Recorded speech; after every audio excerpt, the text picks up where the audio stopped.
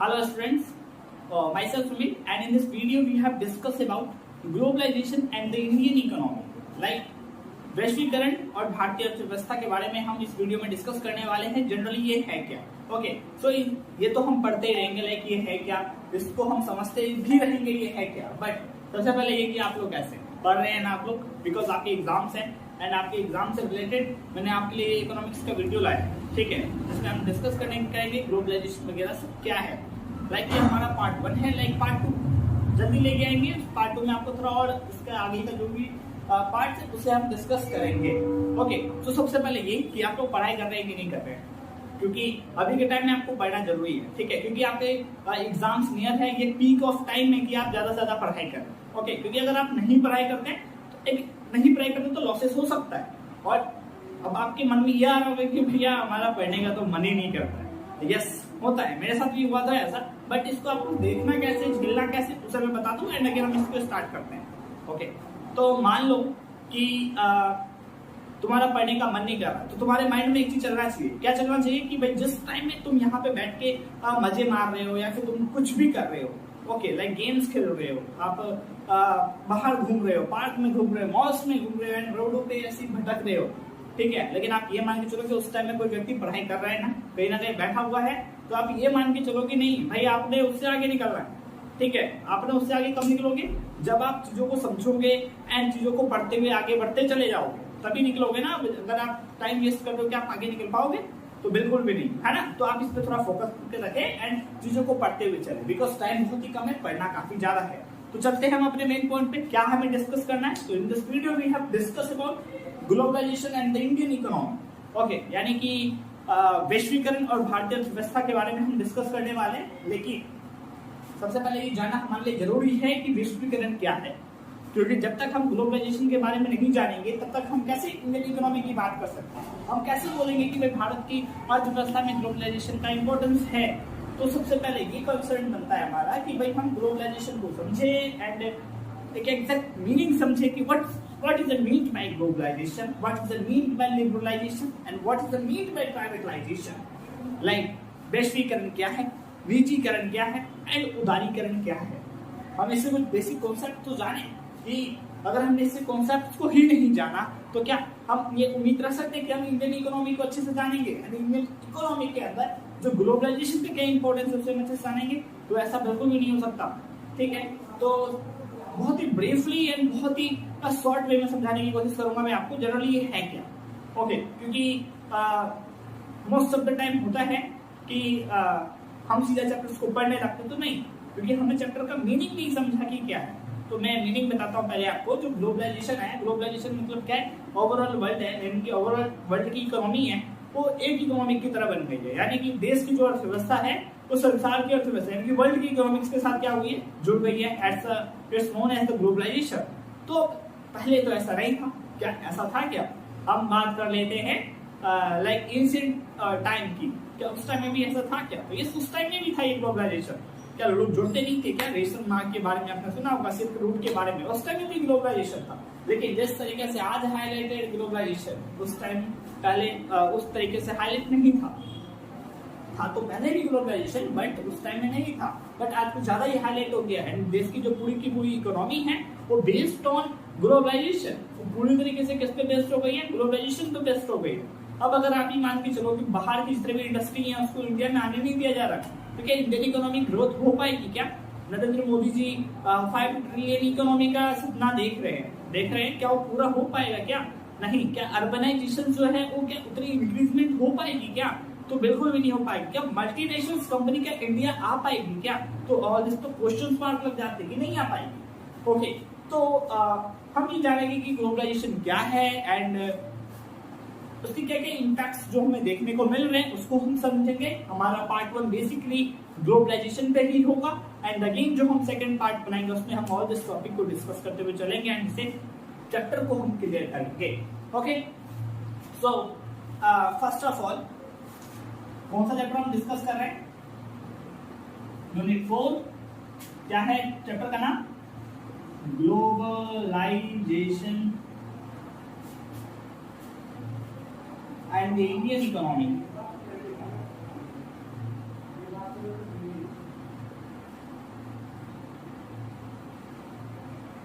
Globalisation and the Indian economy. तो first of all globalisation को मैं सबसे पहले ये कि भाई वैश्वीकरण क्या है। देखो ग्लोबलाइजेशन को हिंदी में हम क्या कहते हैं, वैश्वीकरण कहते हैं।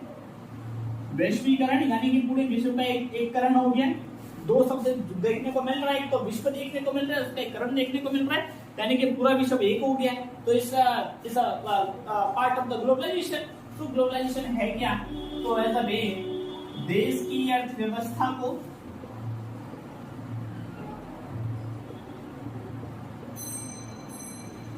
संसार की अर्थव्यवस्था के साथ जोड़ना ही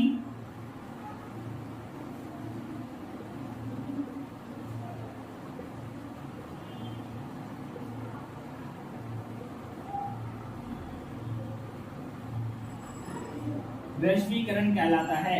यानी कि what is the mean by globalisation. जब ग्लोबलाइजेशन पूछा जा रहा है तो जनरली क्या, तो देश की अर्थव्यवस्था को संसार की अर्थव्यवस्था के साथ जोड़ना ही जनरली ग्लोबलाइजेशन कहलाता है। अब जो ग्लोबलाइजेशन से हमें बेसिकली क्या क्या देखने को मिलता है, आज मान लो जिस तरीके से मान लो मैं ये फोन यूज कर रहा हूँ, क्या ये फोन क्या एग्जैक्ट क्या मेरे घर से ही बना हुआ है क्या, नहीं, क्या पता ऐसा भी हो सकता है कि इससे कुछ पार्ट्स कहीं और, कुछ पार्ट्स कहीं और, कुछ पार्ट्स कहीं और, हर जगह बना हुआ है। और एक जगह आके एक नया हमें एक चीज दे दिया गया, वहां से हम इस फोन को आज यूज कर रहे हैं। तो as a part of the globalisation कि कुछ भी हो रहा है ओवरऑल उसकी भनक हमें पड़ जा रही है, यानी कि कुछ भी चीज कोई एक जगह से बन के नहीं आया, अलग अलग जगहों से बन के आ रहा है, the part of the globalisation. And again Russia Ukraine का वॉर हो गया। अब ये वॉर तो कहीं और हो रहा है, लेकिन इंटरेस्ट तो हम दिखा रहे हैं ना उसमें कि भाई क्या क्या हो रहा है इसके अंदर। लाइक अफगानिस्तान तालिबान वॉर हुआ था, तो उस पर हमने अपना इंटरेस्ट दिखाया कि भाई क्या है। कभी फॉरेस्ट में आग लग जाता है तो हम उस पर इंटरेस्ट दिखाते हैं। अमेरिका में वोटिंग हो रही है तो हम देखते हैं डोनाल्ड ट्रम्प जी जीत रहे हैं, जो बाइडेन जी जीत रहे हैं, हम उस पर इंटरेस्ट दिखाते हैं। रशिया का क्या पावर है हम वो देखते हैं, चीन के क्या पावर है हम उसे देखते हैं, एंड श्रीलंका के साथ क्या डिस्प्यूट हम उसे देखते हैं। लाइक हमारी इकोनॉमी क्या है, हमारा कल्चर कैसा हो गया। लाइक जब हम मौज मार रहे होते हैं, मस्ती कर रहे होते हैं, मैकडोनल्ड्स जाते हैं, खाने में हम चली खाते हैं, लाइक कोल्ड ड्रिंक्स पीते हैं, कोको कोला पेप्सी पीते हैं, गन्ने का जूस हम नहीं पीते। लाइक इन सब का इम्पैक्ट क्या है as a part of the globalisation. तो ग्लोबलाइजेशन क्या, तो देश की अर्थव्यवस्था को संसार की अर्थव्यवस्था के साथ जोड़ देना ही जनरली क्या कहलाता है, ग्लोबलाइजेशन कहलाता है, वैश्वीकरण कहलाता है। अब वैश्वीकरण होने का मेन कारण क्या है, ठीक है, वैश्वीकरण होने का मेन कारण क्या क्या कारण है जिससे हमें वैश्वीकरण देखने को मिलता है। तो सबसे पहला मेन कारण है हमारा आर्थिक, सामाजिक,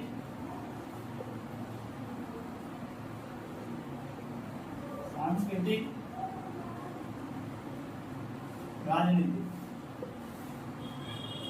ये सभी जो कारण है बेसिकली वैश्वीकरण के लिए जिम्मेदार है। यानी कि किसी भी देश का अगर हम वैश्वीकरण की बात करें, ग्लोबलाइजेशन की बात है, तो इकोनॉमिकली रूप से ग्लोबलाइजेशन की बात कर सकते हैं, सामाजिक रूप से बात कर सकते हैं, सांस्कृतिक रूप से बात कर सकते हैं, राजनीतिक रूप से बात कर सकते हैं।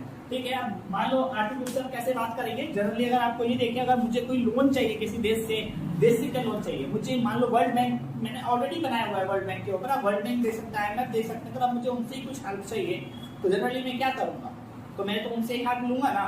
तो as a part of the economic is a globalisation, कि अगर कोई मान लो किसी देश में दिक्कत आ रही है, आज यूक्रेन को दिक्कत आ गई है, तो क्या कनाडा ने उसका हेल्प नहीं किया, किया उसका हेल्प, क्या अमेरिका हेल्प नहीं करेगा, क्या ऑब्वियसली करेगा। तो as a part of the economy. सामाजिक रूप से क्या ग्लोबलाइजेशन हमें देखने को मिल रहा है, एक और जोड़ लो तब हम सामाजिक की बात करेंगे, तकनीकी भी जोड़ लो, ठीक है। ये कारण है ग्लोबलाइजेशन होने के।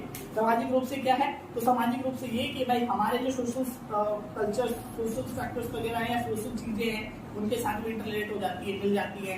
लाइक हमारे आचार व्यवहार में कोविड के टाइम का हम हेलो को छोड़ के हमने नमस्ते जैसे चीजों को दिया, like in the social factor. Now in the सांस्कृतिक कारण, सांस्कृतिक मतलब लाइक वहाँ पे हम वहाँ का जो वर्ड्स वगैरह, किसी देश का इंग्लिश है तो कहीं का कुछ है, कहीं का फ्रेंच है, कहीं जर्मन है, अलग अलग भाषा को हमने सीखा, समझा। कोई हिंदी सीख रहा है, कोई संस्कृत सीख रहा है, कोई फारसी सीख रहा है, तो सांस्कृतिक हो रहा है। लाइक खान पान हमारे चेंज हो गया, लाइक हम क्या कर रहे हैं, यानी सब बदल चुका है। नाउ इन द राजनीतिक कारण, एक देश का दूसरे देश के रिलेशनशिप है, लाइक अलग अलग संगठन के बारे में मैंने आपको ऑलरेडी डिटेल में बताया हुआ है।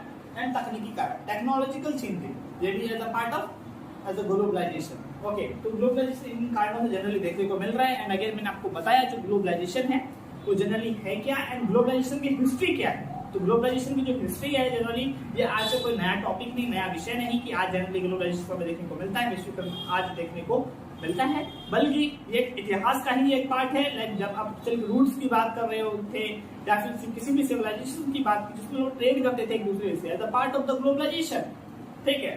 तो ये कोई नया मुद्दा नहीं, कोई नया बात नहीं, बहुत पहले से ये चलता हुआ आ रहा। अब जो ग्लोबलाइजेशन है तो इसका जो इम्पैक्ट है हमारी इंडियन इकोनॉमी पे देखने को मिल रहा है। क्या क्या इम्पैक्ट देखने को मिल रहा है? मान लो जब पूरी की पूरी जो देश थी, ये 1990s का जो टाइम पीरियड रहता है उसमें हमने इसको अपना लेते हैं, ठीक है। अब जो ग्लोबलाइजेशन का मान लो क्या है, कोई भी इंटरनेशनल मल्टी इंटरनेशनल कंपनी होती है, ठीक है। एक एग्जांपल सेलेक्ट कर लो, फॉर द मेरा फोन ले लो भाई, मेरा फोन एक कंपनी का है, सबका फोन कंपनी का ही होता है, बट उसको एक कंपनी का मानो, हैवी कंपनी का, लोकल नहीं ले रहे, ठीक है। तो ये कंपनी का है। अब इसका कैमरा कहीं से और का आया होगा, इसका डिस्प्ले कहीं और बना होगा, इसके जो टेक्निकल पार्ट्स है कहीं और बने होंगे, बॉडी कहीं और पे बना होगा, इसको फिट किसी एक जगह पे क्या गया, सेलिंग कहीं और हो रहा है ना। तो ये सब काम किसका है? वैश्वीकरण का ही काम है, ठीक है। तो जब हम वैश्वीकरण की बात करते हैं इंडियन इकोनॉमी में या किसी भी इकोनॉमी में, तो इनकी वजह से मल्टीनेशनल जो कंपनी है उनकी जो मांग है या फिर उनकी जो भूमिका है वो देश में काफी ज्यादा हो गई है। लाइक आप जब माइक्रोसॉफ्ट की बात कर रहे होते हैं, लाइक आप टाटा की बात कर रहे होते हैं, आप रिलायंस की बात कर रहे होते हैं ना, तो ये सब क्या है? मल्टीनेशनल कंपनी है, बल्कि छोटे स्तर पर नहीं बहुत बड़े स्तर पे है, बहुत बड़े स्तर से इनकी जगह बहुत ज्यादा चाहिए, इनके बनाने के लिए पूंजी बहुत ज्यादा चाहिए, भूमि ज्यादा चाहिए, बाजार होना चाहिए, रिसोर्स भी बहुत ज्यादा चाहिए, काम करने के लिए लेबर चाहिए इनके लिए, इसलिए गवर्नमेंट पॉलिसी चाहिए, एक अच्छा प्रबंधक चाहिए यानी कि जो उसको चला सके, ये हमारे लिए चाहिए कि नहीं चाहिए? तभी वो मल्टीनेशनल जो कंपनी आगे के टाइम में ग्रोथ करेगी कि नहीं करेगी? तो ऑब्वियसली ग्रोथ करेगी। जब वो ग्रोथ करेगी मल्टीनेशनल कंपनी, तो देश की जो इकोनॉमी है उसमें इसका पता है, हमें ऑब्वियसली पता है कि कोई भी बड़ी बड़ी कंपनियां हमारे देश में लगती हैं तो हमारे एक नया बेनिफिट देखने को मिल सकता है। अभी आपको हाल ही में पता होगा जापान से जो वहाँ के जो मिनिस्टर्स थे वो हमारे देश आए हुए थे, ठीक है। तो हम कहते हैं कि भाई जापान जो है टेक्नोलॉजी बड़ा हाईटेक है, तो क्या वो अपनी कंपनी क्या पता यहाँ पे एस्टैब्लिश करें, चाइना से अपनी कंपनियों को इंडिया में एस्टैब्लिश कर दे, तो इसका ऑब्वियसली भी बेनिफिट्स मिलेगा। बट ये सब पॉसिबल कैसे हुआ? तो ये सब possible as a part of the globalisation, वैश्वीकरण की वजह से। क्योंकि अगर वैश्वीकरण नहीं होता, वैश्वीकरण जैसी ग्लोबलाइजेशन ऐसी चीज नहीं होती, तो क्या एक देश क्या दूसरे देश के साथ ट्रेड करता? बिल्कुल भी नहीं। क्या एक देश की कल्चर दूसरे कल्चर से मिलती? तो बिल्कुल भी नहीं। क्या जो इकोनॉमिक फाइनेंशियली जो प्रॉब्लम्स हो जाती है किसी देश के दूसरे देश उसकी हेल्प करता? तो बिल्कुल भी नहीं करता। क्या टेक्निकल एडवांसमेंट किसी देश के पास आता? तो बिल्कुल भी नहीं आता। समझ रहे हैं मैं आपके साथ क्या बात कर रहा हूँ? मैं जनरली बात कर रहा हूँ ग्लोबलाइजेशन क्या है, what is the mean by globalisation. तो ग्लोबलाइजेशन इज जनरल में देश की अर्थव्यवस्था को संसार की अर्थव्यवस्था के साथ जोड़ देना ही वैश्वीकरण कहलाता है। अब वैश्वीकरण विभिन्न आर्थिक कारणों से, सामाजिक, सांस्कृतिक, राजनीतिक, तकनीकी कारणों से आते हैं, और वैश्वीकरण का जो परिणाम हमें देखने को मिलता है, यही परिणाम देखने को मिलता है आर्थिक, सामाजिक, सांस्कृतिक, राजनीतिक, तकनीकी परिणाम। इसके साथ जो वैश्वीकरण है इसका जो इम्पैक्ट है, डबल इम्पैक्ट देखने को मिलते हैं। एक तरफ आपको कौन सा इम्पैक्ट देखने को मिलता है? आपको पॉजिटिव इम्पैक्ट, और नाउ इन द सेकंड आपको क्या देखने को मिलता है? Negative impact. लिख देता हूं इम्पैक्ट, कहीं आप और कुछ ना समझ लें। एक हमें नेगेटिव, एक पॉजिटिव देखने को मिलता है। पॉजिटिव क्या देखने को मिलता है? अब मान लो ग्लोबलाइजेशन हुआ, यानी कि अब सभी देश एक हो गए, यानी कि अगर उस देश में घटना घटित हो रही है तो इसका इम्पैक्ट यहाँ पे भी देखने को मिलेगा। अगर यहाँ पे कुछ हरकतें होगी तो उसका इम्पैक्ट किसी दूसरे पे देखने को मिलेगा। अगर यहाँ पे हुई तो उसका इम्पैक्ट किसी दूसरे पे देखने को मिलेगा कि नहीं? ये आपके इधर का मैटर नहीं है कि भाई आपके घर में लड़ाई हुआ तो पड़ोसी पे इम्पैक्ट देखने को मिलेगा। दिखता है कि नहीं दिखता? भाई आप लड़ाई करोगे कोई भाग के चला जाएगा, इसको बुला के भाई चलो आओ, इसका इम्पैक्ट आपको देखने को मिलता है। सो इस ग्लोबलाइजेशन का भी कुछ ऐसा ही है। अगर अमेरिका में वॉर हो, अमेरिका के काम वॉर, रशिया यूक्रेन में वॉर हो रहा है तो इसका इम्पैक्ट और जगह देखने को मिलेगा, ऑब्वियसली देखने को मिलेगा। बिकॉज पूरा का पूरा विश्व क्या हो गया, गाँव हो गया, विलेज हो गया। उधर घटना घटी, हमें पता चले आज तो वहां घट गया। फिर अगर उधर किसी तरीके का मैटर हो, हम तो यहाँ तो वो हो गया, हम कहते हैं ना ऐसे। तो पूरा विश्व क्या हो गया, गाँव बन गया। कहीं की भी घटना हमें तुरंत पता चल जाती है आज के टाइम में। अभी आप फोन लेके बैठो तो 10 अपडेट तो आपको गूगल देता है भाई क्या हुआ। तो पॉजिटिव इम्पैक्ट आपको क्या देखने को मिला है? आर्थिक रूप से जब ग्लोबलाइजेशन हुआ देश की आर्थिक स्थिति में क्या हुआ, काफी परिवर्तन देखने को मिला। लाइक जितनी मल्टीनेशनल कंपनी थी वो यहाँ आके स्टैब्लिश होने लगी, आके लगने लगी, जो लोग थे लोगों को रोजगार वगैरह मिलने लगे। तो इसका प्रभाव में आर्थिक रूप से देखने को मिल रहा है। दूसरा सामाजिक परिवर्तन, सामाजिक एवं सांस्कृतिक।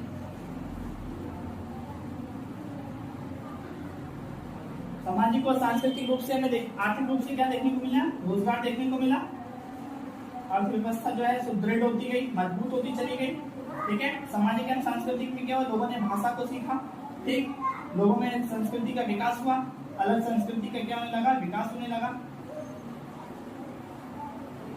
उसके बाद आपको इम्पैक्ट देखने को मिलता है, राजनीतिक इम्पैक्ट। राजनीति में आपको क्या देखने को मिलता है, हर जो देश की जो राजनीतिक व्यवस्था है वो एक दूसरे के प्रति क्या होती जा रही है, एक दूसरे पे एक तरह से निर्भर होती जा रही है। यानी कि अगर वहां डिक्टेटर है तो ये इससे बात करते हैं, अगर मतलब ऐसा मान के चलो कि अगर श्रीलंका के जो राष्ट्रपति उनको कुछ प्रॉब्लम होती है तो प्रधानमंत्री जी से बात करते हैं, प्रधानमंत्री को कुछ बात समझ में नहीं आ रहा होता है, किसी की प्रॉब्लम आता है, किसी दूसरे देशों से बात करते हैं ना। तो एक राजनीतिक जो निर्भरता स्टार्ट हो चुकी है आपके टाइम में। तो आर्थिक, सामाजिक, सांस्कृतिक, राजनीतिक एंड एक क्या हो गई है, तकनीकी रूप से भी लोग जो है एक दूसरे के ऊपर निर्भर होते जा रहे हैं। आप देख रहे होंगे कोई स्पेस पे काम कर रहा है, कोई आप रिमोट सेंसिंग के बारे में, आपने जीआईएस के बारे में सुना होगा। तो क्या एक ही व्यक्ति पर्टिकुलर काम कर रहा है, नहीं, पता चला कि जो इसे बनाया तो इसने है बट लॉन्च कोई और कर रहा है। टेस्ला की कंपनी लॉन्च कर रही है, कोई कहीं कुछ लॉन्च कर रहा है, तो ऐसे हम सुनते हैं ना। बनाया है इसरो ने, लाइक लॉन्च नासा कर रही है, तो इस तरीके की हम चीजों को सुनते हैं। तो तकनीकी एडवांसमेंट किसकी वजह से देखने को मिल रहा है, ग्लोबलाइजेशन की वजह से देख रहा है। ठीक है, बट इसका निगेटिव इम्पैक्ट भी है ग्लोबलाइजेशन का। अब ये तो बोल रहे हो भैया रोजगार ज्यादा आ रहा है, देश की इकोनॉमी भी अच्छी होती जा रही है, लोग भाषा को सीख रहे हैं, संस्कृतियों को सीख रहे हैं, विकास जो है, डेवलपमेंट जो है ज्यादा करने लगे हैं, राजनीतिक रूप से जो एक देश के लोग हैं दूसरे देश पे निर्भर होते गए, ये सब चीज होता जा रहा है, तकनीकी रूप से एडवांसमेंट आता जा रहा है। बोल रहे हैं बट इट्स गुड, बहुत अच्छा है ये, सारे परिणाम हमें देखने बहुत अच्छा है ये। बट निगेटिव इम्पैक्ट इसका हमें देखने को मिल रहा है। क्या है निगेटिव इम्पैक्ट, तो यही है कि इकोनॉमिक ले लो पहले, आर्थिक रूप से भी इसका निगेटिव नकारात्मक प्रभाव देखने को मिल रहा है। कैसे, लोगों को एक तरफ रोजगार तो मिल रहा है बट आधे से ज्यादा, काफी ज्यादा मात्रा में जो बेरोजगारी है वो क्या होती जा रही है, बढ़ती जा रही है। बेरोजगारों की संख्या क्या डे बाय डे तो बढ़ती जा रही है। ठीक है, इसके साथ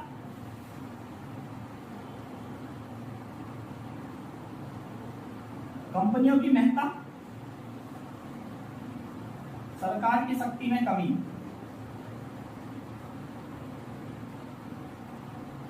भाई आर्थिक रूप से देखो बेरोजगारी तो बढ़ गई, बहुत ज्यादा बेरोजगार पड़े हुए।